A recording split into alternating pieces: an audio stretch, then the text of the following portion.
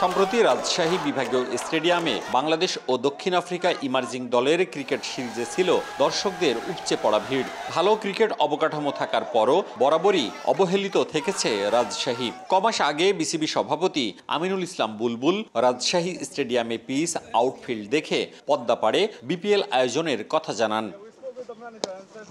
BCB পরিচালনা পর্ষদের নির্বাচন শেষে এসেছে নতুন কমিটি, দায়িত্ব নিয়ে কাজ শুরু করেছেন পরিচালকরা। তারই ধারাবাহিকতায় রাজশাহী বিভাগীয় স্টেডিয়ামের অবকাঠামো সহ সুযোগ সুবিধা পরিদর্শন করেন বিসিবির ৩ পরিচালক। ছিলেন রাজশাহী ও জাতীয় দলের সাবেক অধিনায়ক, সম্প্রতি বিসিবি পরিচালক নির্বাচিত হওয়া খালেদ মাসুদ পাইলটও।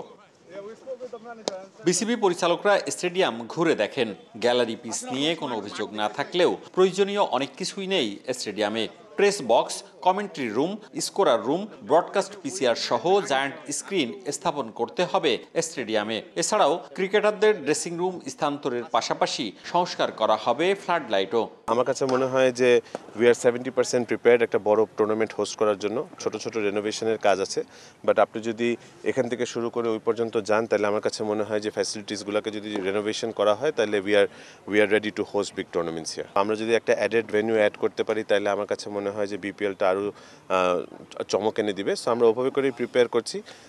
যদিও আমাদের হাতে time com, but we are trying our best যে সেটা যদি রাজশাহীকেও দেওয়া হয় সেটা আমরা প্রিপারেশন নেওয়ার চেষ্টা করছি। দ্রুতই প্রতিবেদন জমা দেওয়া হবে বোর্ডে। আগামী 1 মাসে বাকি কাজ সম্পন্ন করার পরিকল্পনা তাদের। বড় ইভেন্ট করার জন্য আমার কাছে মানে মোটামুটি ভাবেও আমরা চাচ্ছি যে যেভাবে হোক এই বিপিএলটা যেন আমরা করতে পারি, তার জন্য আর কি মিনিমাম যে রিকোয়ারমেন্ট, প্রেস বক্স কী করে সুন্দর করা যায়, 4টা ড্রেসিং রুম লাগে প্লেয়ারদের জন্য, প্রেসিডেন্ট বক্স লাগে, কমেন্ট্রি বক্স ভালো লাগে, এসি রুম ছিল না এর আগে। সুন্দরভাবে টিম ওয়ার্কের মাধ্যমে কাজ করছি। কিছু আমাদের শর্ট টার্ম প্ল্যান আছে যেটা আমরা ওয়ার্কআউট করতে পারবো, কিছু আছে আমাদের লং টার্ম প্ল্যান।